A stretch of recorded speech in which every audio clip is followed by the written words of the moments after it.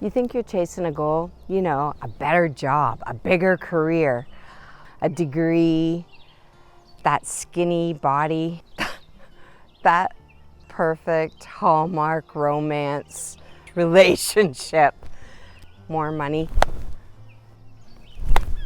Yeah, a nice home to come home to. But what if I told you that's not what you really want? It's not going to make you happy. I've been desperately chasing those exact same goals for over 60 years and a cancer diagnosis. But the truth, I ended the chase the day I got cancer. Because when your whole life comes to a screeching halt and stops, you finally realize what actually matters. It's not about money, it's not about the job, it's not about the career, it's about people. It's about family, friends. It's about the people that stood by you, that were at your bedside when you were at your worst, when you were sick as a dog. They held your hair back.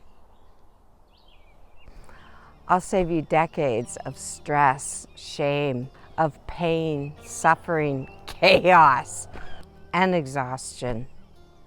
Before you spend another decade chasing the wrong finish line, I'll show you what actually matters.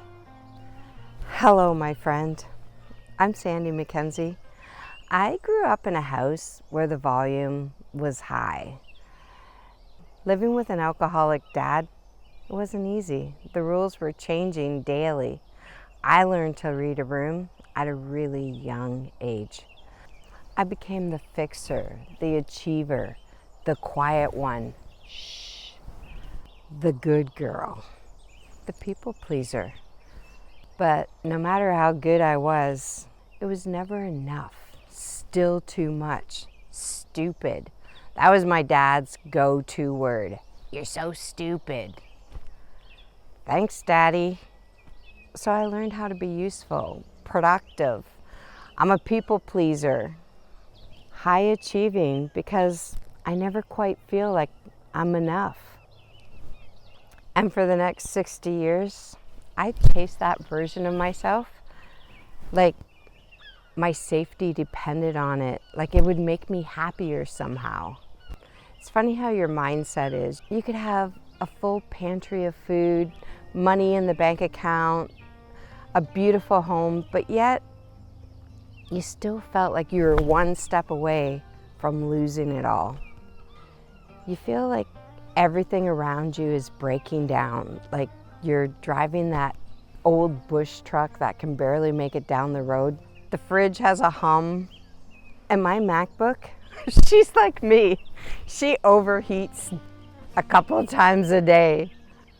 You save scraps, socks with holes, old cans, jars.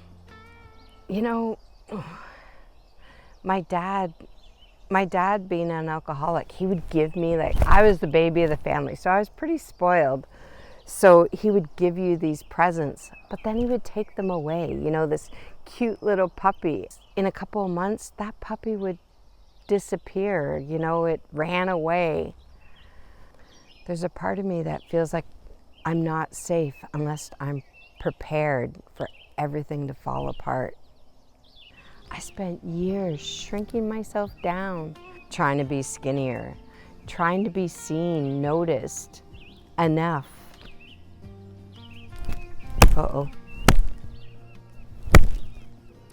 Tying my self-worth to a number on a scale, to a reflection, to a size. By the way, I'm a size 10 today. I've been walking my butt off. Oh my gosh. Remember those fad diets? The cabbage soup, the Slim Fast cans, and those grapefruit cleanses? I still love grapefruit. I even got one of those Wii Fit things, and it's like, I felt like it was telling me I was overweight in a passive aggressive way. And I just rolled with it like it was normal. You've done the 5Ks, the Jillian Michaels. Man, I used to get up at 5 a.m. I had this instructor that would yell at me at boot camp. I was like, this is brutal. But I kept doing it day after day, year after year. Did you do that, Richard Simmons? You know those VHS tapes? Come on, I can't be the only one. You track your steps. You got to put in 10,000 steps a day. You're trying to behave, like, you know, eat healthy. Oh my God, those bags of clothes, you know, those someday clothes. I'm never gonna wear those again. They don't fit. I'm never gonna be that skinny. But still, I always feel like I'm falling short. Like it's just not quite enough. Somewhere along the way, you learned that being smaller meant safer. That being thin enough meant you were enough. But your body was never the problem. You finally realize what actually matters. It's not the reflection in the mirror. The problem was believing you had to earn love by disappearing. Oh, the dreaded polished clutter. You know, my house is almost clean. When you first walk in, I've got the fluffed pillows, the dining room's all cleaned off, the dishes are done. But man, if you look really close, there's clutter in every corner. Like if you open that closet door, all my craft crap could just, that whole pile could fall on you. Like it's a hazard. Ugh. And I feel like I'm the same way. Like I'm almost, like I put on this face or this appearance of having it all together, you know. I'm organized. I'm, you know, she's working on like her 10,000 steps, trying to eat healthy, trying to keep it all together. I feel like that's how I live. I almost have it all together. My house is almost clean. I don't quite get it all done. But if you look close enough, there's clutter in every corner, just like me. You know, that expired spice jars that I just can't quite throw away yet. Oh my God, that drawer of old like phone cords and plugs. Oh my gosh, I don't even know what it's for. It's all tangled in a big mess. Do I really need it? Like, am I ever gonna use it? It's not just stuff. It's us. We've learned how to put on that face, how to perform, how to function, how to smile. Oh, I'm fine.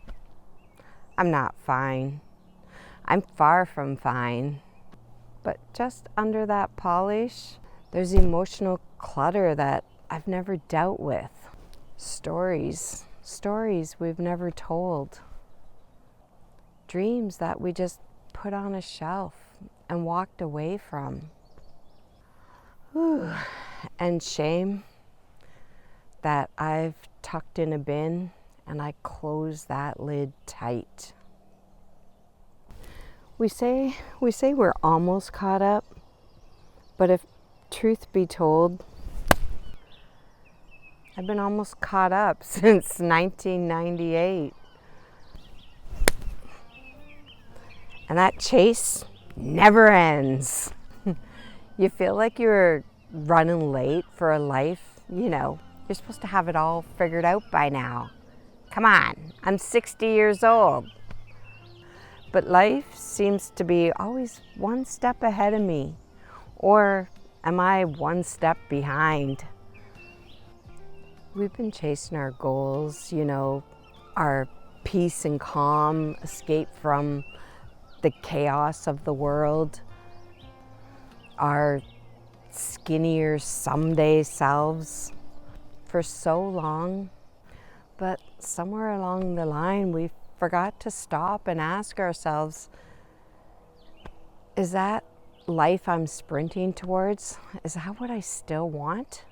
We keep buying planners, rewriting the never-ending to-do list, rearranging the furniture like it's our heart and it's just gonna make us happy. I say I'm gonna slow down, but I don't. Because slowing down, it feels like I'm giving up, quitting. Mosquitoes! So we hustle, we grind, we go, go, go. We keep desperately chasing that bus, barefooted, sweating, exhausted, trying to keep up. Come on. And the hardest part, even when we do catch it, it doesn't feel like we thought it would. It doesn't make me happy. The house is still loud. The silence is still heavy. We're still tired. We thought that finish line would bring like a calm, a peace and calm. But calm doesn't live there.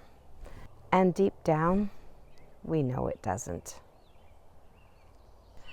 Deadlines and expectations, that break me. Oh man, we've been holding it all together with duct tape and those darn calendar reminders dinging every hour. There's this unspoken rule we live by. You know, the house must be spotless. The body must be improving. The checklist must be checked, preferably with cute little colored pens and highlighters. And if not, we spiral, we feel behind. We tell ourselves we failed again. Like, can I not just finish it and move on? But, you know, we're trying to be Superwoman, have it all figured out. Ugh. But doing it all, it doesn't fix the ache. I set the intention, I've set the goals, I've blocked the time, I've journaled, I've mapped out the plan over and over again, and still it doesn't stick. I wake up at the crack of stupid and still ended the damn day feeling like I didn't do enough. We put so much pressure on ourselves.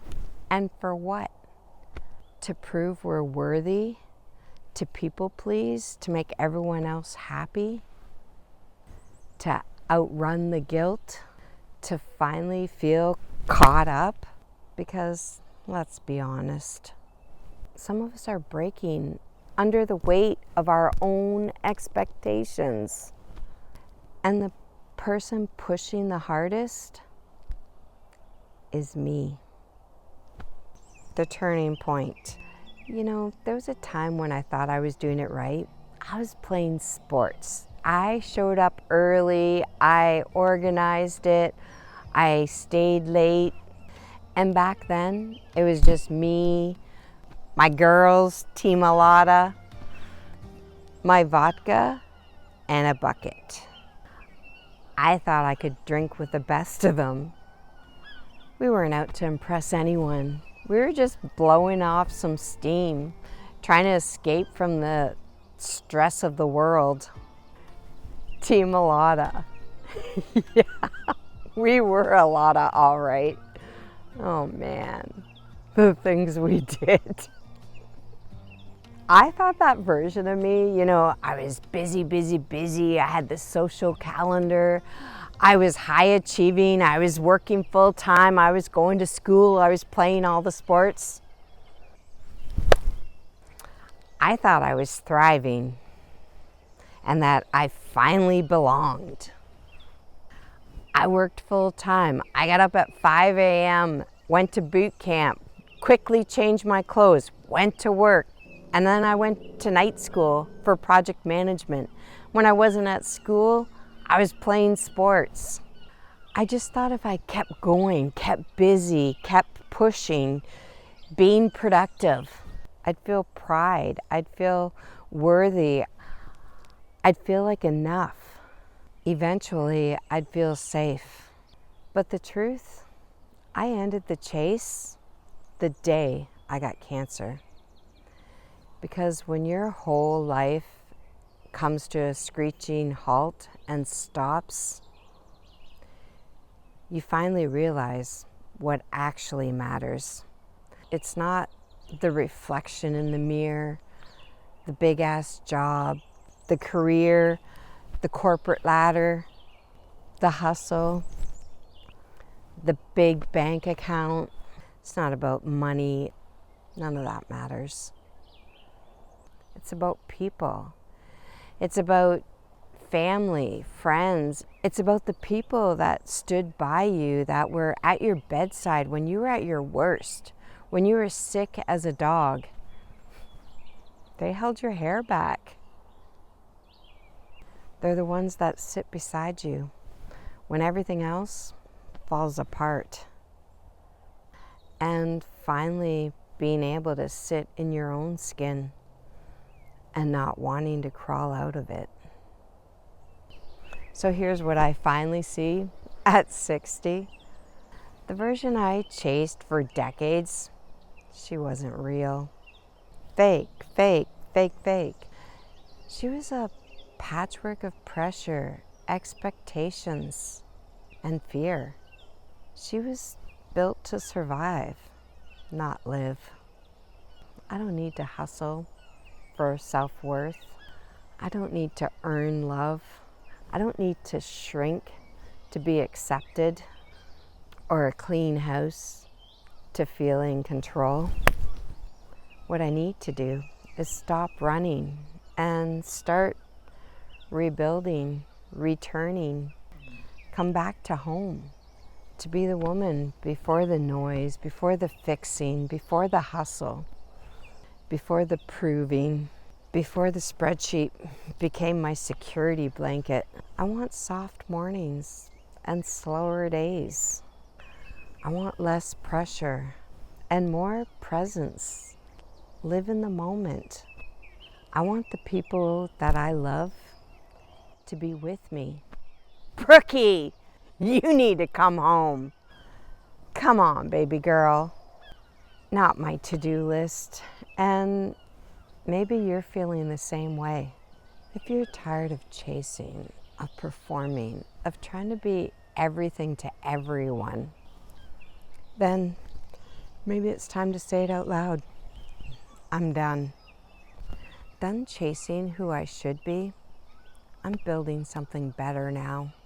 Something slower, something raw and real.